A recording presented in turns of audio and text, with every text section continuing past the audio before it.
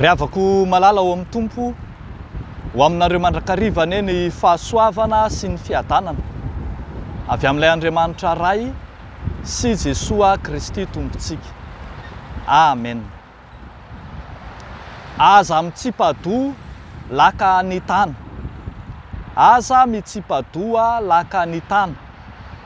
Ny mofinainantsika anio Deutéronomie 9:9 ny 10:10 hatramin'ny 10:70 dia manasongadina ny hoe aza mitsipadoa laka ny tany.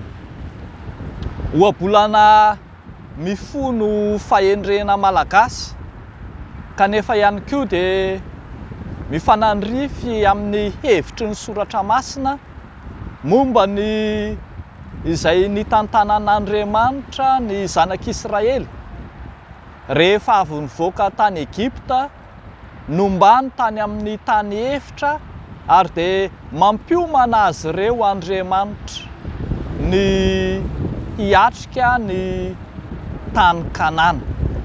Arak'izany dia mampanantena Andriamanitra ny fombany izay efa nataony sy mbola hataony amin'ireto vahoaka ireto.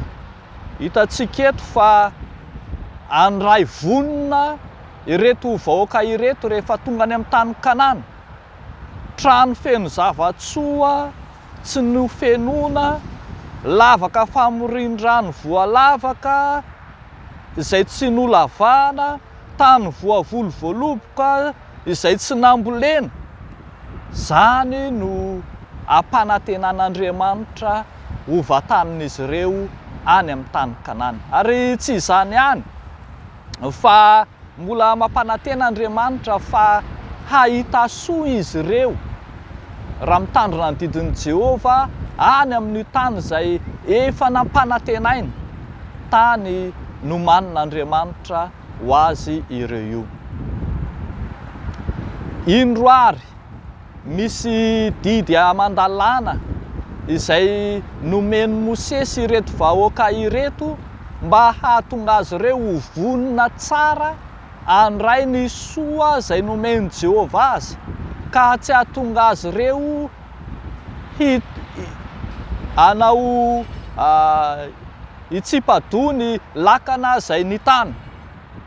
Ambara eto mantsy fa tsy tokony hiala amin'Andriamanitra izy ireo fa mifanohatra amin'izany ary ny tokony ataony dia ny hahatonga azy hanaraka amin'ny fitsipikan'Andriamanitra fa izany no valim-pitia andrasan'Andriamanitra amin'ireo izay voafidiny. Ambara eto riavako malala fa tao amin'ny soratra masina ny zanak'Israely mba hitodika amin'Andriamanitra ireriany, lay Andriamanitra efa nitahy sy nitantana azy ka nanome ny tany Kanana. Ndrao mantsy alay mpanaka rehefa miadana, rehefa tonga any amin'ny tany Kanana dia hiova Andriamanitra, lasa hanaraka andriaman-kafa na ihany koa hiala amin'ny fitsipik'Andriamanitra, hanaraka fitsipika fiainana hafa ka hiala amin'izay nametrahan'Andriamanitra azy.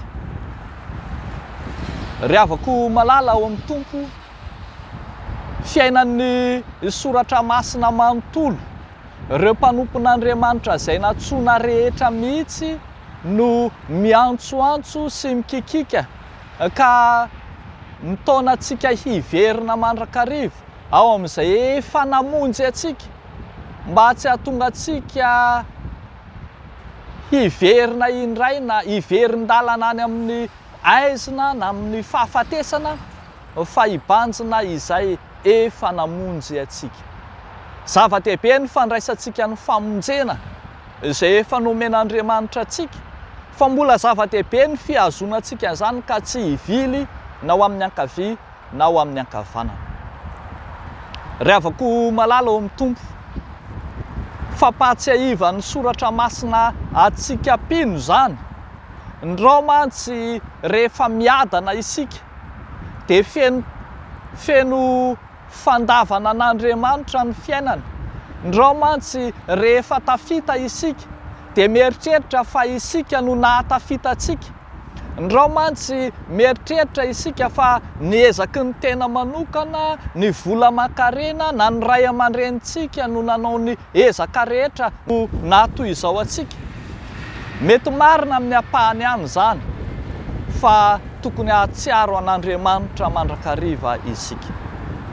Izy lay tsy miova, izy lay nanome ny zavatra rehetra ho atsika, izy lay nahatoy izao atsika no tokony faliana sy ravoravotsika amin'ny androntsika rehetra. Ry havako malala ao amin'ny Tompo, aoka tsy hamadika an'Andriamanitra ianao rehefa mety ny fiainana. Mivavaka mandrakarivintsika, mametraka ny fiainantsika mandrakariva amin'Andriamanitra. Tompo, tahio zahay, io misy ezaka mba ataonay, tahio ny fikasanay. Mitalao amin'Andriamanitra tsika mba hiainon'Andriamanitra ny vavakintsika, fa rehefa tojo amin'izay irina sy nangatahantsika isika, mbola tsarotsika ihany ve Andriamanitra? Mbola manana anjara toerana lehibe eo amintsika hatrany hatrany ve ny Tompo? Mbola voalohany eo amin'ny toeranao ve izy? Sa efa tafita ka tsisy rarahinao an'izay Andriamanitra intsony? Zany eny ry havako ny misy iainantsika ankehitriny. Rehefa manam-pahalalana ny olona dia zary tonga manao zinona an'Andriamanitra ka manolo ny fahalalany an'Andriamanitra ka ny fahalalany no toa zava-dehibe indray, toa ny fahaizana izay nomen'Andriamanitra azy no tompony sy toa zary lasa Andriamanina. Ny vola sy ny fananana izay nangatahany tamin'Andriamanitra indray no indro lasa toa mivadika ho Andriamanina. Eny, adinon'ny olona Andriamanitra. Ry havako, ho anao, aza mitsipadoa laka ny tana. Aza mitsipadoa laka ny tana fa tsarovy Andriamanitra izay loharanon'ny soa, le manome ny zavatra rehetra ho atsika, lay nanome anao voalohany famonjena, faharoa ny fitahiana mananambiamby. Tsarovy Andriamanitra izay eo akaikintsika foana, lay tsy mba manalavitra atsika, lay tsy miala amintsika ombenombeno. Dia mahireza ry havako, aoka tsy tsipadoa laka ny tana fa hibanjina an'Andriamanitra hatrany hatrany. N'Andriamanitra irery any ny voninahitra. Amen. Hivavaka isika. Raha eo falo misaotra anao zay raha afaka mandre zany teninao zany. Fa ho aiza moa zay raha eo fa ao aminao no misy ny fiainana. Be dia be no hitanay eo amin'ny soratra masina.